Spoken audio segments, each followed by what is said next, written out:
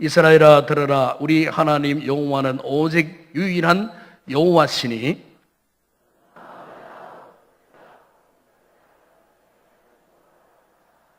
오늘 내가 내게 명하는 이 말씀을 너는 마음에 새기고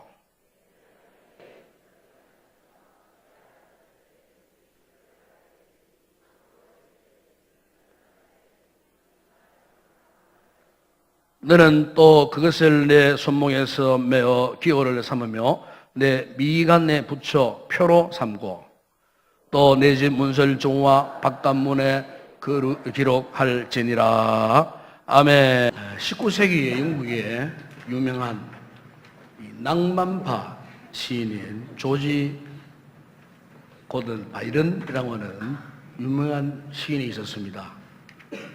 지금도 그분의 시는 널리 애독되어질 정도로 아주 훌륭한 영감이 풍성한 그런 아름다운 시들이 많습니다. 그 시를 읽을 때마다 많은 사람들에게 잔잔한 감동을 불러일으키기에 충분한 너무나 아름다운 시들이 있습니다.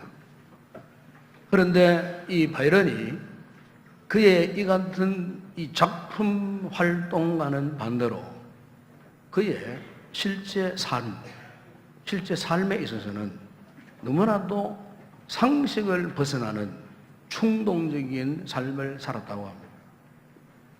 때로는 돌출 행동을 하기도 하고, 때로는 강하게 분노하는 무서운 성격이 나타나기도 하고, 그리고 무절제한 삶을 살면서 허랑방탕한 그와 같은 삶을 살게 되었습니다. 그의 작품 세계는 너무나도 심오하고 너무나도 아름다운 그런 작품 세계를 사람들에게 감동을 주지만은 그의 또 다른 삶에 있어서는 이런 참 상상하지 못하는 이와 같은 삶의 행태를 갖고 그야말로 종잡을 수 없는 그런 삶을 살았습니다. 그래서 많은 사람들이 그의 삶을 의심을 했습니다. 왜 저럴까? 그래서 그분의 이 삶의 이와 같은 오늘의 결과는 알고 보니까 어릴 때에 그 어머니의 영향 때문이었다는 것입니다. 사실 이 바이런은 태어날 때부터 한쪽 다리가 불편했던 그런 사람으로 태어났어요. 그러니까 그 어머니가 자신이 이런 아이를 생산했다는 데 대한 어떤 자격지심 내지는 후회스러움, 이런 것이 이 어린 아들을 향한 원망과 불평과 때로는 비난과 조소를 하게 되었다는 거예요. 그래서 이 어머니가 종종 바이런에게 이런 이야기를 했답니다. 이 발을 못 서는 놈, 이 절뚝거리는 놈, 네가 앞으로 뭘 할 수 있겠느냐고. 조금만 아이가 다른 행동을 하면은 항상 이 엄마는 이 바이런에게 이런 욕설이 아닌 욕설을 해대고 이 아이로 하여금 엄청난 상처를 받게 했다는 거죠. 어릴 때부터.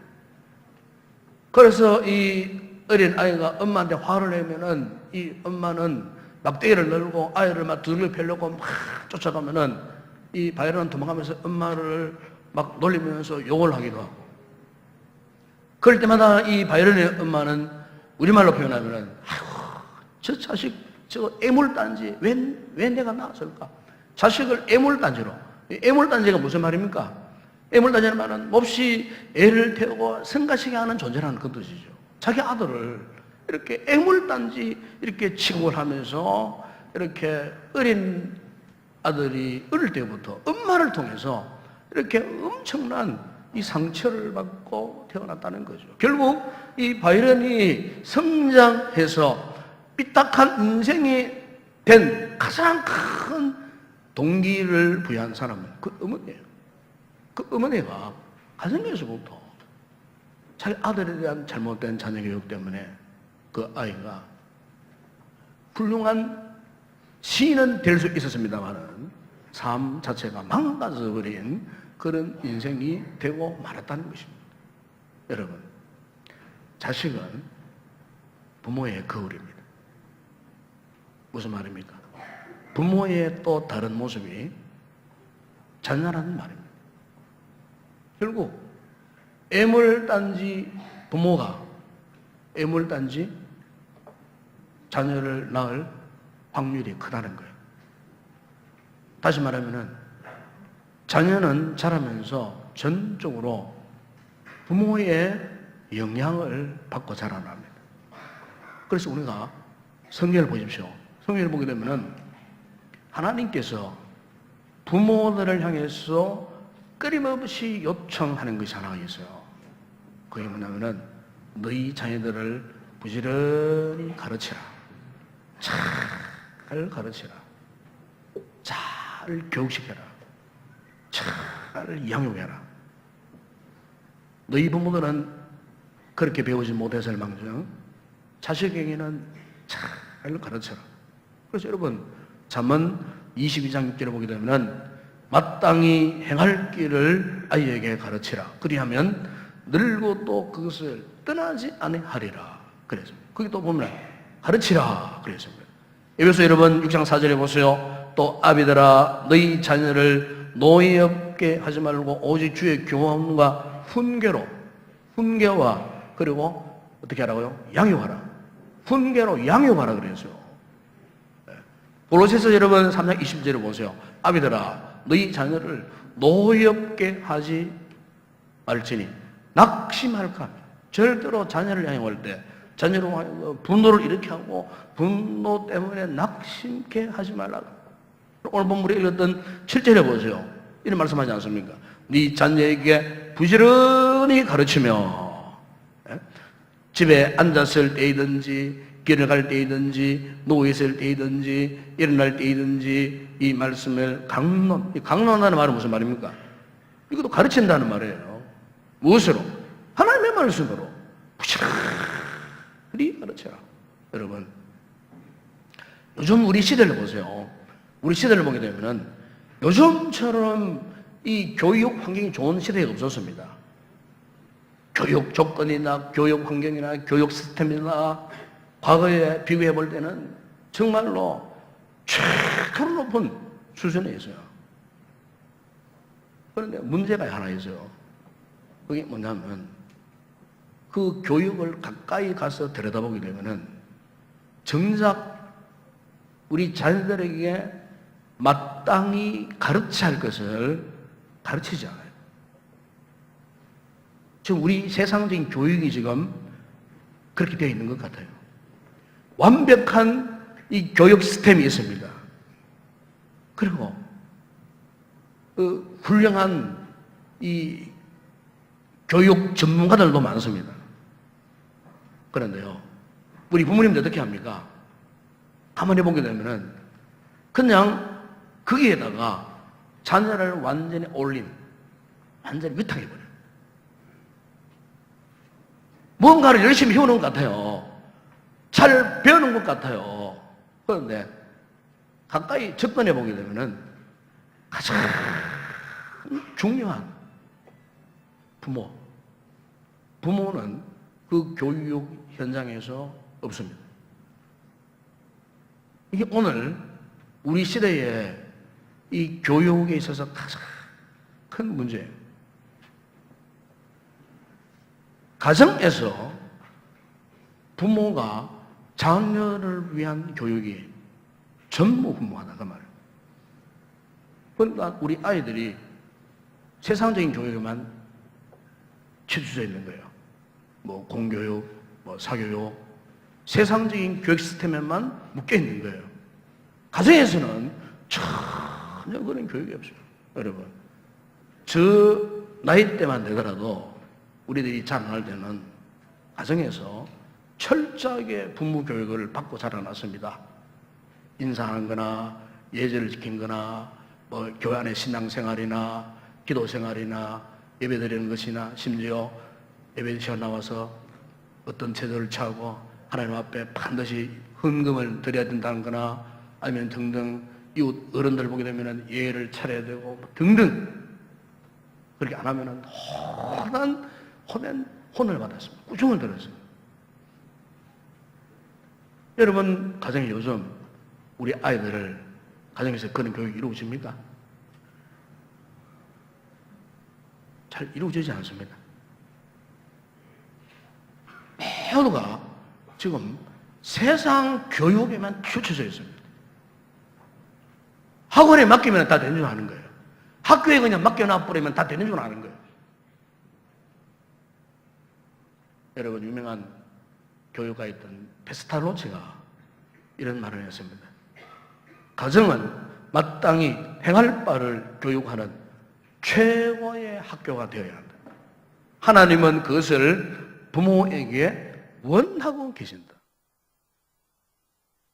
그럼 여러분, 우리 가정에서 우리 부모님들이 우리 자녀들에게 무엇을 가르쳐야 할 것 같습니까, 여러분? 제가 몇 가지를 말씀드리고 싶어요, 오늘 이 시간에는. 먼저 우리 부모님들이 가정에서 우리 자녀들에게 사회적인 것을 반드시 가르쳐야 됩니다. 이 사회적이라는 말이 무슨 말입니까? 이것은 건강한 관계성을 말합니다. 건강한 관계성. 그러니까 우리 아이들이 이 사회에 살아가는 가장 기본적인 마음가짐, 행동, 특별히 매너, 그리고 예절, 예법, 그리고 배려하는 마음. 이 가정에서 훈련이 되지 않으면요, 요즘 보세요, 사회 교육이 이런 부분을 가르칩니까? 안 가르칩니다. 지식만 계속 주입시킬 뿐이지 절대로 사회 교육은요, 학원에서 이런 거 안 가르쳐요. 학교 공교육에서도 이런 거 잘 안 가르칩니다, 이제. 그래서 요즘 우리 사회를 보게 되면은 특별히 젊은 세대일수록 그걸 참 많이 느껴요. 이 젊은 세대일수록 매너가 없어요. 예법을 몰라요. 배려하는 걸 몰라요. 그래서 여러분, 인터넷에 한번 들어가 보세요. 지하철 동영상이라고 쳐다가 보게 되면은 거기에 새파란 젊은이가 노약 자세에 앉아가지고 어르신이 와가지고 자리 비켜라고 하니까 딱 일어나가지고 막 뛰어들고, 그러면 심지어 어른을 막 부탁까지 하고, 어른을 전혀 알아보지 못하는 그와 같은 모습을 거기에서 볼 수가 있어요. 그러니까 자신의 잘못에 대해서 훈계하는 사람들을 오히려 무시하고 비난하는, 오히려 대응하는 그와 같은 모습을 우리가 거기에서 볼 수가 있어요. 제가 얼마 전에 대구의 어느 쇼핑센터에 볼리에서 갔다가 이런 광경을 봤어요. 그 로비에서 어떤 엄마가 아이를 데리고 아마 쇼핑센터 온 것 같아요. 마침 그 안에서 누굴 만나면 친구를 만난 것 같아요. 친구를 만나가지고 반갑다고 막 인사를 한참 하고 있는데 옆에 있는 아들이에요. 아들이 저기서 막 달려고 되면 엄마 발을 발로 막 차버려. 자기를 안 돌아본다고 발을 막 차버려. 그러니까 엄마 발이 얼마나 아팠겠어요. 그러니까 아야 그러면서 아니 너 엄마 잠깐 기다려. 엄마 친구 만나서 이야기 좀 할게. 기다려. 그런데 다시 아이가 뒤로 가더니 다시 달려와 또 엄마 발을 차버리는 거예요. 그런데 나중에는요, 장난치듯이 합니다. 장난치듯이. 그 아이가요. 엄마가 그만하라고 하면 그만해야 되는데 장난치듯이 와가 또 엄마 발을 또 차네? 씩씩 웃으면서 또 발을 또 차는 거예요. 제가 이제 그 모습을 보면서 이런 생각을 해서요. 저놈은 반드시 크도 지금 말을 발로 찰 놈이다. 나중에 기분 상하면 부모를 말이지. 부모를 인정하지 않고. 사람 여러분, 우리가 이제 한 번씩 외국에 나가보잖아요. 특히 미국 같은 데 가보면은 그분들은요, 이 공중질서, 사회적인 예의 범죄를 철저하게 지키는 사람들입니다. 그 사람들은. 우리나라는 식당에 가보세요. 가보면 아이들이 막 이리 뛰어다니고 저리 뛰어다니고 막 그냥 막 난장판이에요. 그런데 외국에는 그 식당 한번 가보세요. 아이들이 있어도 항상 보면은요, 부모 옆에 딱 같이 앉아 있습니다. 부모 옆에. 우리 나름대로 막 아이들이 막 동문서주하고 막 뛰어다니고 막 소리 지르고 아이들이 없어요. 부모 옆에 다 앉아가지고 다소 이야기하면서 음식을 맛있게 먹는 그런 장면들을 흔하게 볼 수 있어요. 만약에 그 아이가 헛된 짓을 하잖아요. 그러면요, 부모가요, 엄마든 아빠든지 아이를 데리고 나갑니다. 밖으로 데리고 나갑니다. 다른 사람들이 폐해를 끼치지 않게 해서 밖으로 어디로? 화장실로 데리고 들어갑니다. 화장실로 데려가가지고 막 되게 구정을 합니다. 네가 이렇게 사람들이 많은 곳에서 네가 만약 이런 행동을 해봐라. 다른 사람이 너를 어떻게 생각할 것 같으냐? 이렇게 사람들이 많은 곳에서 네가 이런 행동을 하면은 과연 그 사람들이 너를 좋아할 것 같으냐? 해서는 안 되겠지? 이러면서 화장실에 가가지고 그 아이를 설득해가지고 다시는 공공장소에서 함부로 막 뛰어다니고 헛된 행동하지 않도록 부모가요, 철저하게 그렇게 가르치는 것을 볼 수가 있어요. 산 여러분, 우리가 아이들을 키울 때에 내가 아이를 정말 잘 키웠구나 싶은 생각이 언제 드느냐 하면은 바로 이겁니다. 이 아이가 사회적으로 건강한 관계생활을 가졌다는 것을 부모가 느낄 때, 알 때, 우리 아이들이 참 잘 컸구나. 예법을 알고, 예도를 알고, 버릇 없이 정말 누구를 만나도 참 질서를 지키고 하는 이런 매너가 있는 자녀. 오늘 우리 성도들이 이런 자녀들로, 이런 아름다운 자녀들로 잘 키우는 복된 우리 성도들이 되기를 바랍니다. 그 다음에 또 하나 제가 말씀드리고 싶은 것은 이 교육적인 부분입니다. 이 교육적인 부분. 요즘 우리 아이들 보세요. 초등학교만 들어가면은 최소 학원 한 서너 개는 다 다니잖아요. 그렇죠? 그래서 낮에 놀이터에 가면 아이들이 없어요. 아이들 얼굴 볼 수가 없어요. 그만큼 요즘 우리 아이들이 이 교육에 파묻혀 살고 있습니다. 그런데 문제는 그렇게 많은 교육을 시키는데도 과연 무슨 교육을 시키는가 그것을 알고 싶어 가까이 접근해 보잖아요. 접근해 보게 되면은 모든 교육을 그냥 모든 사회 교육에만 위탁해 버립니다. 다 전적으로 거기에 다 맡겨버려요. 그러면은 부모의 역할이 없어요. 부모의 역할이. 요즘 흔히 하는 말로 이런 말 있잖아요. 헬리콥터 맘. 헬리콥터. 아시죠? 비행기 헬리콥터. 프로펠러 있는 헬리콥터. 헬리콥터 맘. 헬리콥터 엄마들이 많다는 거예요. 네? 그러니까 자녀들을 위탁시켜 놓고 엄마들은 마치 헬리콥터 타고 위에서 자녀들 머리 꼭대기에서 프로펠러 돌리면서 이 자녀들을 그냥 지켜보고 있는 거예요. 그냥 이렇게 지켜보고 있는 거야. 누가 우리 자녀를 핵고질 하지 않나 이런 것만 지켜보고 있는 거예요. 마치 전쟁터에 가갖고 엄마는 지휘관처럼 그리고 아이는 전장터에서 피를 흘리고 싸우는 병사처럼 이렇게 해서 기진맥진. 오늘 우리의 이 교육 현장이 이런 분위기라는 겁니다. 이런 분위기. 이런 분위기니까 그야말로 부모들이 아이들에게 진정한 어떤 인성적인 교육 이런 것들을 전혀 할 수 없는 이런 상황 속에 있다는 거예요. 여러분 가정에서 이 부모와 자녀 간의 인성교육이 정말 중요한 것 같아요. 사회적인 훈련도 중요하지만 인성적인 훈련을 잘 받아야 돼요. 자녀들을 잘 키워놓았다 싶은데 인성적으로 삐딱한 자녀들이 많아요. 그거는 평소에 가정에서 부모와의 인성이 교육이 제대로 안 되었다는 거예요. 제가 얼마 전에 우리 여기 구미 칠곡이라고 지금 구미죠. 지금은 오태동에 가게 되면은 유명한 생가가 하나 있습니다. 생가. 그 생가가 이제 장택상 씨 생가입니다. 제가 한번 가봤어요. 저는 생가가 있는 줄 몰랐어요. 그러기 위해서 거기 한번 가봤는데 고택입니다. 고택인데 아마 잘 아시겠지만 이 장택상 씨는 우리나라 정부 수립 이후에 첫 번째 외교부 장관을 한 분입니다. 그리고 국회의원을 5분이 하신 분이고, 그리고 이승만 정부 때는 국무총리까지 역임했던 그런 분입니다. 훌륭한 분이죠. 독립운동가이고, 가까운 우리 인동장시고, 이렇게 해서 아마 구미 사람들은 굉장히 잘 아는 그런 분들이에요. 그런데 이분의 설화에 7남매가 있습니다. 7남매.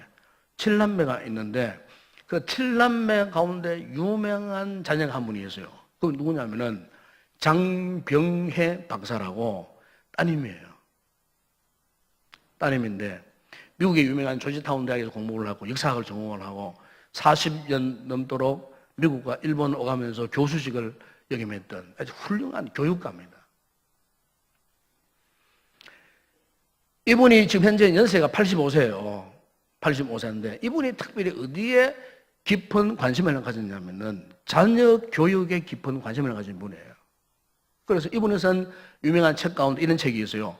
아이는 99% 엄마의 노력으로 완성된다 하는 책이 있어요.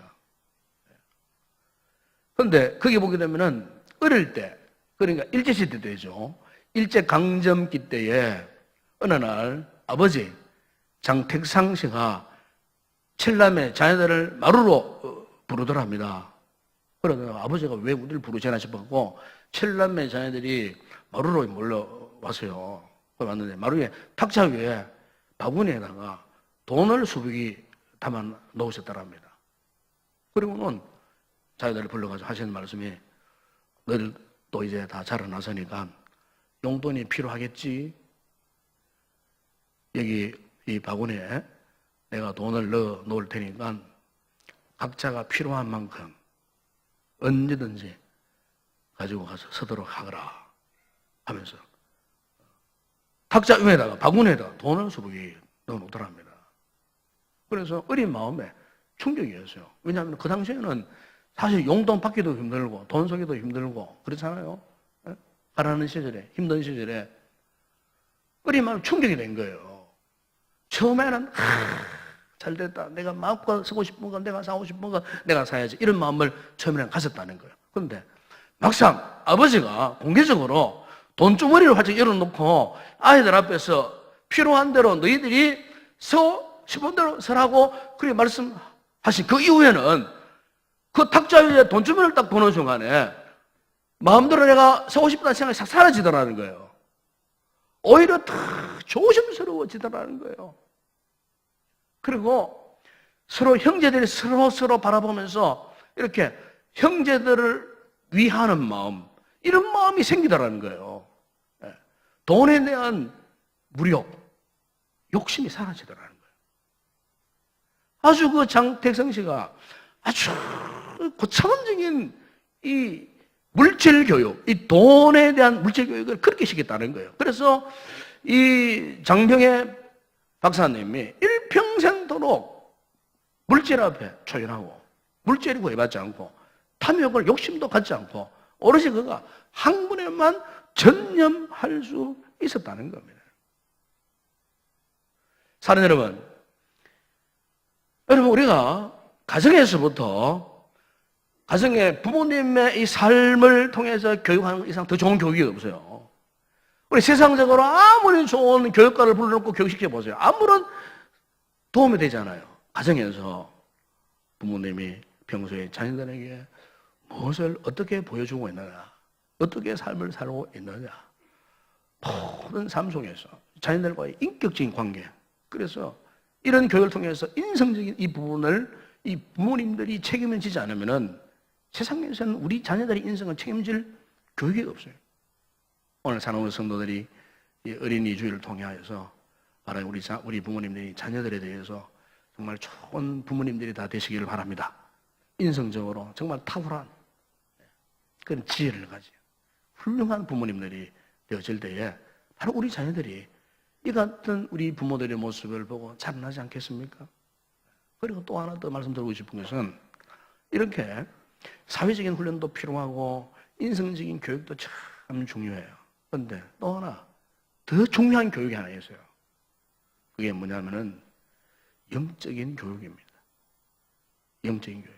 그 가정에서 부모를 통한 신앙교육이야.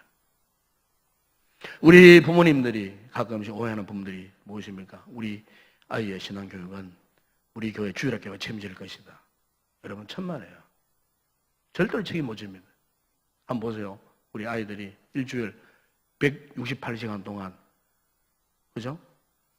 주일학교 와서 신앙훈련 받는 것은 단 2시간 채 안 됩니다. 아니 1시간도 채 안 됩니다, 여러분. 그때 교회가 여러분 자녀들의 신앙교육을 교회가 책임질 수 있겠습니까? 물론 이 교회 주일학교는 우리 자녀들의 신앙교육에 동기부여를 할 수 있어요. 동기부여를 할 수 있지만은 그 자녀들의 신앙교육을 주일학교가 책임을 못 져요. 결국 누가 책임져야 된단 말입니까? 부모님들이 책임져야 돼요. 부모님. 가정에서 부모님들이 우리 자녀들을 평소에 가정에서 지속적으로 부모님들이 우리 자녀들의 신앙교육을 시키고 신앙교육에 대한 책임을 져야 된다 그 말입니다. 그래서 오늘 본문 여러분 신명기 6장 4절이야 9절 말씀은요. 유대인들 이스라엘 백성들의 이 가정에 있어서 신앙교육의 이 근원인 이 쉐마 교육을 지금 말씀하고 있습니다. 이 쉐마라고 하는 말은 무슨 말이냐면은 들으라. 뭘 들으라 말입니다. 여호와의 말씀을 들으라. 하나님의 말씀을 들으라. 그래서 7절에 9절에 보세요. 네 자녀에게 부지런히 가르치며 집에 앉을 때든지 길을 갈 때든지 누워있을 때든지 일어날 때든지 이 말씀을 강론할 것이며 너는 또 그것을 네 손목에 메어 기호를 삼고 내 미간에 붙여 표로 삼고 또 내 집 문설주와 바깥 문에 기록할지니 이것은 하나님께서 부모들에게 너희 가정의 자녀들을 하나님의 말씀으로 여호와의 말씀으로 즉 신앙적으로 항상 24시간 쉬지 말고 훈련시키라 그 말이에요. 이게 여러분 쉐마교육이에요. 쉐마교육. 여러분 오늘날 우리 믿음의 가정에 우리 부모님들이 우리 자녀들을 참으로 어떤 교육보다도 영적인 교육, 이 신앙적인 교육을 여러분 절대로 소홀히 하면 안 될 것입니다.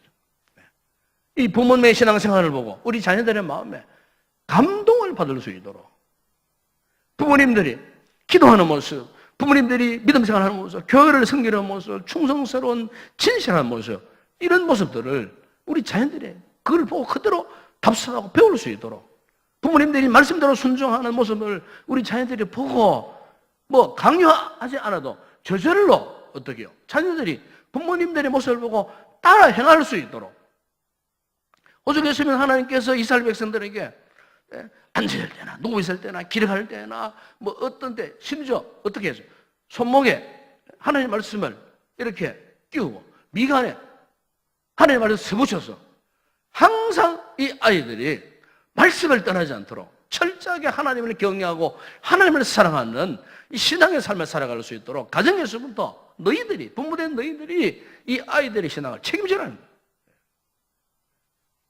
잠언 22장 6절에 보시면은 마땅히 행할 길을 아이에게 가르치라. 그러면 늙어도 그것을 떠나지 않으니라. 그렇게 말씀하지 않았습니까, 여러분? 몇 해 전에 우리 교회에 방문하신 그 류태영 박사님이 오셨잖아요. 오셔가지고 우리 교회에서 강의를 하시고 가시면 저에게 한 5권 책을, 그분이 쓰신 책을 저에게 선물을 주고 가셨어요. 그 선물 가운데에 기도 인생이라는 책이 있어요. 기도 인생. 제가 그 책을 읽고 얼마나 은혜를 많이 받은지 몰라요. 원래 이 류태영 박사님의 선친께서는요, 머슴입니다, 머슴. 일평생 머슴살이를 한 분이에요. 어머니도 머슴살이였어요. 그러면 자기도 머슴의 아들이에요. 옛날에는 그렇잖아요. 아버지가 머슴 되면은 모든 식구 다 머슴이에요, 머슴. 지리산 자락에 토굴 속에서 살았다는 거예요. 집도 없이. 그런데 놀라운 거는 그의 어머니가 새벽이 되면은 이 어린 아들을 등짝에 이렇게 업고서는 새벽 기도에 가는 거예요. 어머니가 하루 종일 땀을 흘리고 이랬기 때문에 덩어리 이래 엎어가 있으면은 막 거기서 막 땀새가 막 나더래, 땀 냄새가. 그런 상황 속에서 어머니의 등 옆에 가지고 이 새벽 기도 가는데 어머니가 예배당 맨 마룻바닥에 맨 앞에 앉아가지고 새벽 예배 아들을 눕혀놓고 새벽 예배를 드리고 아들을 위해서 눈물을 흘리고 기도를 하고 막 이러는 모습을 이 류태영 박사님 어릴 때부터 지켜보고 자라신 거예요. 철이 들었을 때는 어머니의 그 왔던 신앙에 큰 감동을 받았다는 거예요. 그래서 그분이 지금 8이 넘었지만은 지금까지도 기도 생활을 게으르지 않고 기도 인생으로 해서 믿음 안에서 신앙 안에서 후학들에게 많은 감동을 불러일으키는 그와 같은 삶을 살고 있는 모습을 우리가 보게 됩니다. 자녀 여러분, 자녀는 하나님께서 우리 부모에게 맡기신 최고로 귀한 선물입니다. 그렇다면 부모는 우리가 우리 자녀들을, 우리 자식을 어떻게 키워야 할 것입니까? 3가지를 말씀드렸습니다. 먼저 사회적으로 여러분 건강한 관계성을 가진 자녀로 키우시기 바랍니다. 하나님 앞에나 사람 앞에 사랑받는 자녀로 키우시기 바랍니다. 또 하나는 가정에서부터 진정한 교육, 부모의 삶을 통해서 진정한 인성교육이 이루어질 수 있도록 그래서 훌륭한 인격적인 자녀, 바르게 자라가는 그런 아름다운 자녀로 키우시고, 그리고 또 하나 중요한 것은 영적인 교육, 신앙적인 교육. 여러분, 여기에 우리가 부모님들이 전심전력해야 할 줄로 믿습니다. 하나님의 말씀과 기도의 중요성을 부모된 삶을 통해서 몸이 되는 롤모델이 되어져서 정말 우리 자녀들이 이 같은 아름다운 부모 세라에서 훌륭한 하나님의 사람들로 자라가서 우리의 삶에 있어서 최고의 유산이 되는 이 자녀 손에 축복을 받아 누리는 복된 성도 되기를 주의 이름으로 축원합니다. 기도하겠습니다. 우리 아버지 하나님, 오늘 이렇게 거룩한 성일날 또 어린이 주일을 맞이해서 참으로 우리의 자녀들을 어떻게 양육할 것인가 말씀을 통해 함께 고민하면서 또 말씀해 주시는 은혜의 감동을 받게 하시니 감사합니다. 아버지, 믿음의 가정의 자녀로서 세상 사람들에게 지탄의 대상이 되지 않도록 우리 사랑하는 부모님들이 아름다운 그런 관계성과 아름다운 사회적 인물로 아름다운 인생을 가진 인물로 무엇보다 하나님을 알고 하나님을 경외하는 말씀에서 떠나지 않는 믿음의 사람들로 훌륭하게 잘 양육해서 우리 부모님들이 아름다운 믿음의 계승자를 생성케 하시고 믿음의 축복의 통로가 되는 복된 자녀들이 우리 성도들의 가정마다 일어날 수 있도록 세워질 수 있도록 축복하여 주시옵소서. 예수님의 이름으로 기도드리옵나이다. 아멘.